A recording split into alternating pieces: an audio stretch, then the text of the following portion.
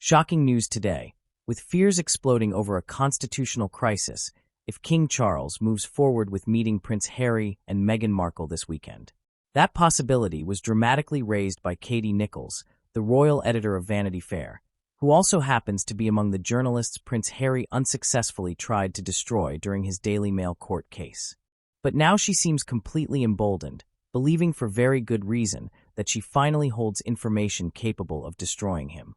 Seriously, who genuinely believes after this week that Prince Harry should remain a counselor of state approving laws? Who genuinely believes Prince Harry still belongs on the royal website? And who genuinely believes Prince Harry deserves his place in the line of succession? Certainly not me. But here is Katie Nichols' argument on Piers Morgan. Does this put us in a situation where there is a constitutional crisis? How long can the king, who has been incredibly generous in extending the olive branch, in allowing them to have and retain those titles, when I think we've moved so far from the Sandringham Summit and what was agreed then, how far can Harry and Meghan continue to push it? The problem is, Harry with his father, as I witnessed, he was always, he did no wrong. You know, the king always kind of, to an extent, let him get away with things. And he was the youngest son kind of thing. And I think Harry still thinks he's got that leverage over him. I honestly think that he still thinks he can, you know, pull the king's heartstrings. I think that's what this is about. I think he does. And let's not forget that the king advised his son not to take on Associated Newspapers. Yeah. But also, it'll be really interesting to see what happens with these other relationships with the other complainants in this court case. We're all hearing that it's been a bit strange between Harry and Sir Elton John. Absolutely. And I think part of the reason is, once again, Meghan and Harry are completely out of sync with each other. Yet she continues influencing nearly everything Harry does, which directly impacts the monarchy because the king still seems determined to keep supporting Harry. I honestly think that is a terrible situation. Everyone has already seen exactly what they have done in the past. And his own argument. And this is why he went so hard to get the security, of course, because he has to bring them. And he's not...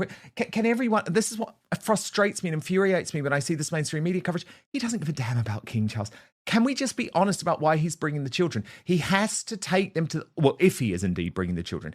He needs to try and take them to Althorpe to film for the documentary, which they want to put up to market for the 30th anniversary of Princess Diana's death. And being able to have some footage of that, even if it's only mobile phone footage, is significantly going to up the value. So can we please just stop talking about the fact that there's any type of altruistic element to it, Pete? I've got more explosive revelations about Harry and Meghan that the Montecito Mafia and the mainstream media seem determined to keep buried. Subscribe now if you want the full story with no spin, no filters, and absolutely no censorship. I don't know, Dan. I honestly think Harry has a deep emotional connection with his children and wants them to experience his world. Interesting, P. Dinah. And I actually want to show you Megyn Kelly, my friend Megyn Kelly, telling my other brilliant, one of my heroes actually broadcasting, Paul Murray of Sky News Australia, that Prince Harry now has a genuine sickness, and it's a sickness involving paranoia. But what that means is that he is now trying to sue people just for telling the truth, right? This is Meghan's explanation. It's really interesting. Listen. Not ask you about Prince Harry. He couldn't have lost bigger in his court case against newspapers in the UK. Multiple 100-page judgment, basically didn't win a single count. Now he may have to pay millions. Paul, it's yet another instance of Harry playing the fake victim. He's been railing about this case for years now. He thinks of himself as some sort of an avenger of, speech issues where he's going to punish the ones who tell lies or use surreptitious means in journalism to obtain facts about public figures, poor, embattled public figures like Harry and Meghan, and really thought he'd be truth to power. I'm going to sue. That's all they ever do. These two sue every journalist, it seems, who writes something negative about them. We're constantly reading about their latest lawsuit. And this one, he was completely wrong. The Daily Mail, to its credit, put on a bunch of journalists, the ones who had been accused of using illicit means as a way of getting stories on Harry and others. And all the journalists said, tell me what you're accusing me of. No, that's not how I got that story at all. This is how I got that story. And, as much as a journalist doesn't like to give up his or her source, the exposing the means by which you amassed your information was necessary here because they were being accused of essentially breaking the law. So he was wrong. He's got a sick sense of paranoia. Because we already know there is no genuine security threat. There simply is no real problem. But I honestly believe Harry truly wants his children to have some kind of meaningful relationship with their grandfather, King Charles. I genuinely believe that. Sorry that his mother died in the way she did when he was a young boy. Really, you should be joining MAD if you're upset over that. Mothers Against Drunk Driving, or Families Against Drunk Driving. His mother was killed by a drunk driver, not by the paparazzi. She was followed by the paparazzi all the time. She knew that. She coaxed the paparazzi into following her and taking her picture all the time. She knew how to work them just as well as anyone. And so this whole narrative about how like she's just completely been piled on and then poor Harry's been now fighting to stop it from happening to Meghan. That's why he's got to do these press fights. It's a lie. It was a lie from the first acorn all the way now through to the big tree that he continues to nourish. And I think it's wonderful that the Daily Mail fought back, that he's been humiliated. And if he has to pay some massive legal fees as a result of being wrong, because over there in the UK, it is loser pays, unlike here in America, where generally everybody takes their own and walks away. Good. Maybe that'll really teach him a lesson. And you didn't prove your case. You had the opportunity to prove your case. You failed to do so. That's how the legal system works. Yes, no, he's never seen a situation in which he is not the victim. And he enjoys being the victim. That fake car chase was one of the greatest examples where there was no car. You cannot have a car chase in New York City. Anybody who's visited New York City knows you can't go 2 square blocks without hitting a red light or a biker or a delivery man that will slow your roll. But secondly, remember in their documentary on Netflix, used very loosely, how, she was pretending like, oh, is he gone yet? Is he still there? It was one guy on a Vespa. They tried to make it sound like they were being surrounded by hordes of paparazzi. It was one dude on a Vespa. She also completely dismantled his Princess Diana narrative, arguing that he should support an organization like Mothers Against Drink Driving instead of focusing on trying to silence the free press. Family, leave the titles behind if you really don't want this anymore. Go live in Canada or Montecito. We got stuck with them here. But actually become a private citizen. Become a private person. Do your charity work quietly and without the constant need for the spotlight. Stop with your wife's disaster tourism, showing up at the scene where children have been murdered and putting yourself on camera. The constant need to be in front of the lens in a way that will eventually pay dividends for them through their as ever line of jam or their next Netflix or Spotify deal. Like, they work the press the same as Princess Diana did, and they just don't want the downsides of it. It's like, as you know from being a public figure, as I know too, there are upsides and there are downsides. If you have something to promote, you can probably get easily booked. If you write a book, people will probably want to talk to you about it. And that's a blessing. That's a true blessing. The downside is if they want to write about how crappy you look or you're aging poorly or you're just not a likable person, they can. And you have to take your licks like a professional. That's the lesson these two have never learned. It's none of your business what other people think of you. Take your licks like a grown-up and go on living your beautiful life. If you and whine and sue about it all the time, people hate you. And the press that buys ink by the barrel is only more incentivized to loathe you and to feed the people who loathe you with more negative stories. So it's just the reality of being a public figure. You've got to take it like a grown-up. Stop suing people who have endless supply of time and anger toward you. And when you get a lesson from a judge, take it humbly, quietly, and move on. Indeed.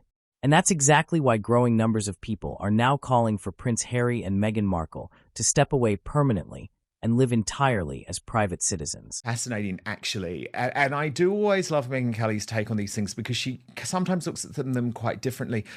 And actually, she's fundamentally got a point, hasn't she?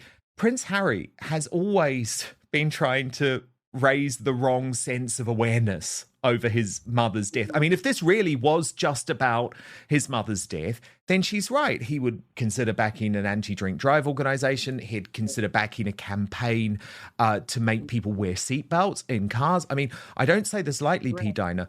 I know how much you adored her too. Princess Diana's death means I never get into a car without a seatbelt on now. I don't care how short the journey is. Her death changed that forever for me.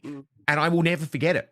You know, he has created a fantasy battle where he's a fantasy player.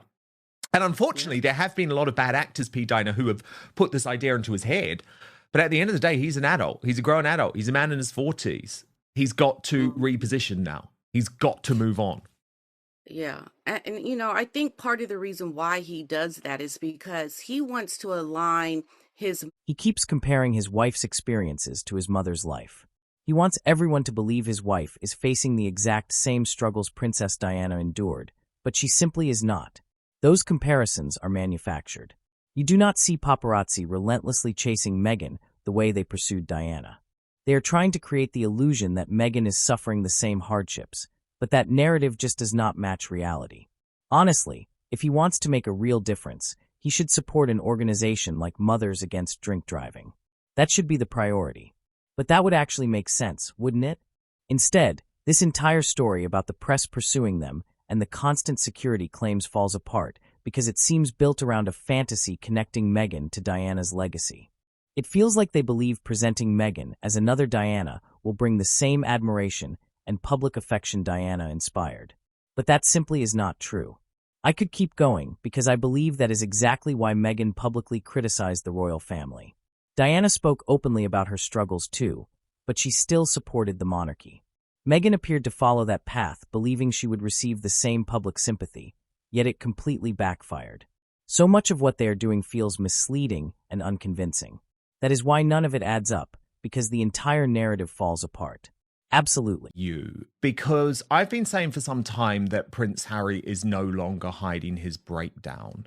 But the PR expert Jackie Vorse, she's the co-host of When Pop Culture Meets PR, told our friend Paula Frolic on her Paula Frolic Uncensored podcast that it's worrying that the people around Harry are unable to even hide anymore. That this very public breakdown, and she does use that word, and I think she's right to use that word, is happening and is actually getting worse rather than getting... Absolutely.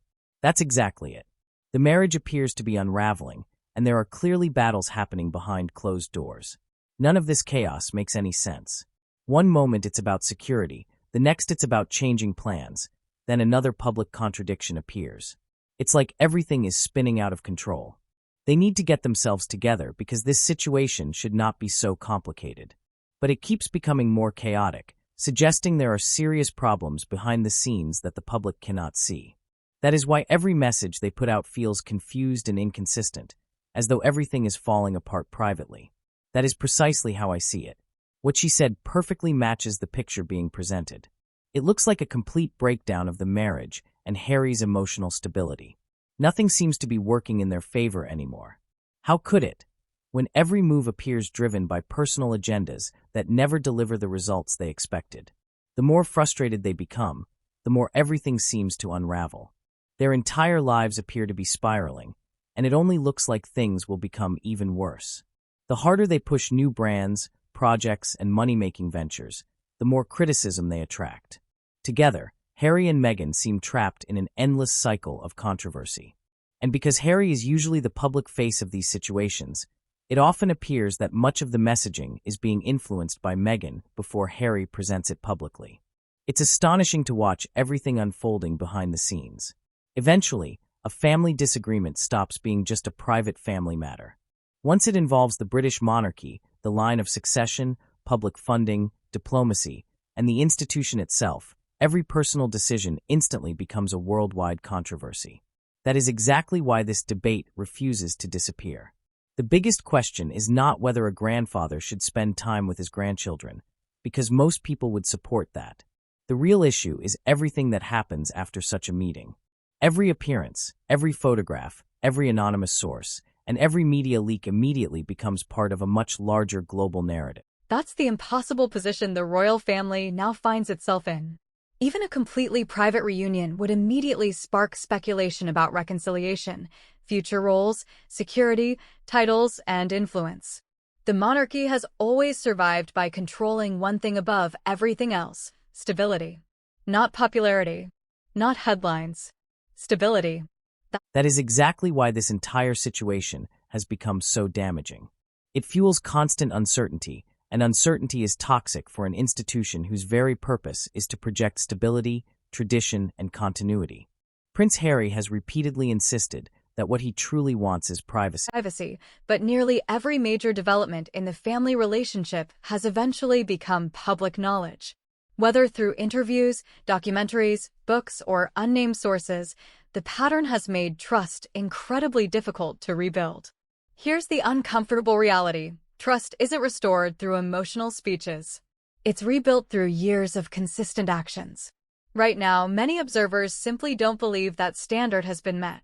Meghan Markle remains one of the most polarizing public figures in the world. Some people see someone who dared to challenge an outdated institution. Critics, however, see someone who built a personal brand by attacking the very royal family whose worldwide status helped make that brand possible. Both sides defend their views passionately, but one reality keeps standing out. This never-ending conflict has trapped everyone in a cycle where controversy keeps overshadowing genuine achievements. King Charles now faces an almost impossible balancing act. As both a father and grandfather, compassion comes naturally. As king, however, every decision must protect the crown before personal emotions. Those two responsibilities rarely point in the same direction. That is why many royal commentators argue this story has grown far beyond individual personalities. If family relationships begin shaping constitutional expectations or creating public confusion about the monarchy's future, the consequences could stretch well beyond a single generation. Whether people agree with that view or not, perception carries nearly as much weight as reality when constitutional institutions are involved. Another point many overlook is that the monarchy has survived major scandals before. Abdications, divorces, family feuds, and relentless media battles all appeared devastating in their own time. Yet the institution endured because it adapted without seeming to abandon its core values. The greatest threat today may not be one explosive event at all. Instead, it could be the relentless drip of uncertainty that slowly erodes public confidence